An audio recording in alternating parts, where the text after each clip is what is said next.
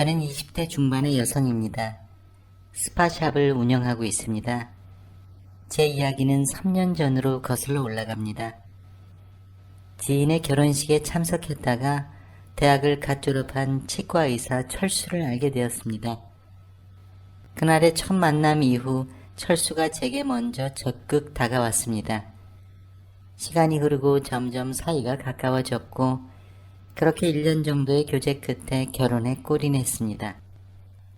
결혼을 하고 나니 사위사랑은 장모라고 엄마가 남편을 데려다가 엄마 화장품 회사에 고객관리팀 부팀장으로 발령을 내줬습니다. 연봉이 꽤 되더라고요. 아빠는 저한테 시내 한복판에 위치한 풀옵션 아파트를 한 채 사주셨습니다. 하루는 시어머니께서 갑자기 찾아오셔서 조용히 말문을 여셨습니다. 너희들 이렇게 없는 거 없이 누리고 사는 거 그것도 다 너희들 복이다. 근데 새아기 너 아들 못 낳으면 이거 다 그림의 떡이라는 것도 잘 알고 있는 게지?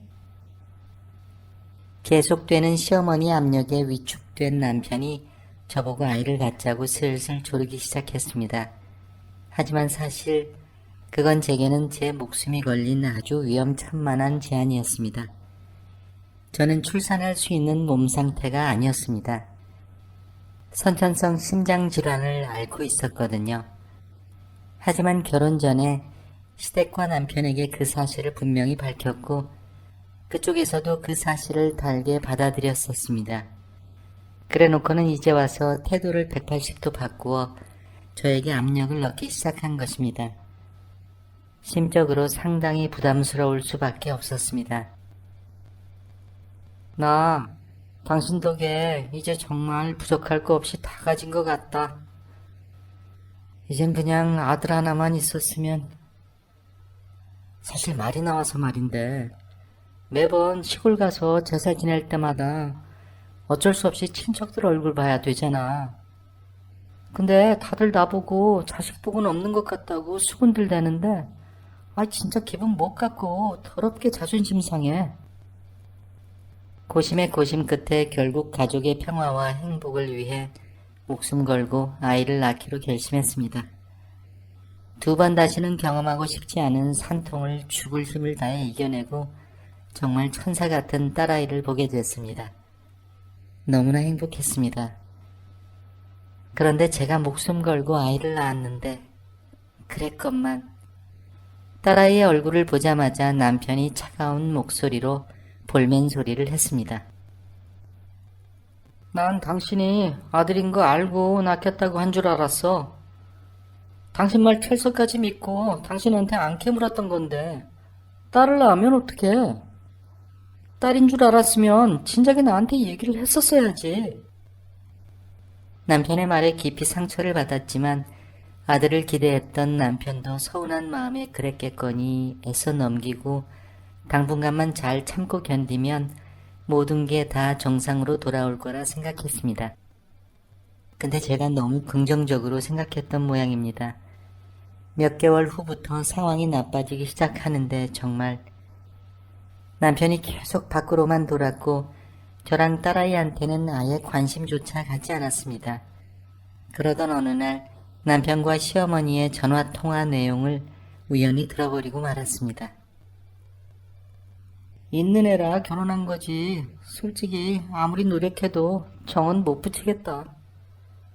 가타부타 잘잘못 따지고 싶지도 않아.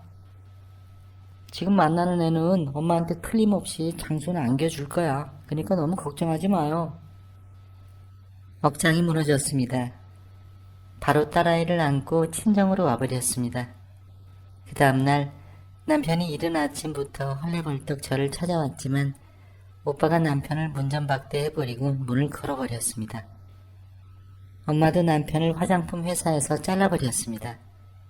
그날 저녁 가족들끼리 외식을 하고 집에 돌아왔는데 남편과 시어머니가 집 앞에서 우리를 기다리고 있었습니다. 아가, 얘가 너랑 사돈 어른들께 사과하고 싶단다. 그래서 이렇게 왔다. 아빠 엄마가 두 사람을 집으로 들이셨습니다.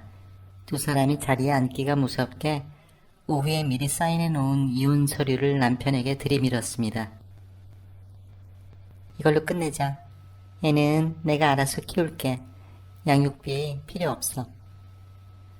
시어머니께서 사색이 됐고 남편이 갑자기 무릎을 꿇고 다시 생각해보라며 사정하기 시작했습니다.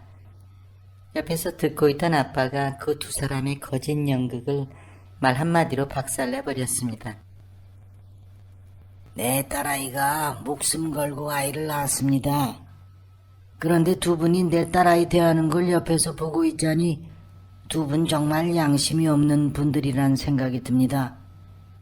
그리고 자네가 우리 딸아이 몰래 만나오던 그 여자 말일세. 그 여자 뱃속에 든 아이한테 쏟아붓고 있는 그 돈도 사실 다 우리 집에서 가져간 돈이지 않은가? 당신들이 그토록 애타게 원하던 장손이 생겼으니 걱정들 안 하셔도 되겠구만. 저의 스토리는 그렇게 끝이 났습니다. 아주 큰 상처를 받았지만 가족과 천사 같은 제 딸이 제 옆에 있다는 것에 감사하고 감사할 따름입니다. 다 각자의 업보겠죠.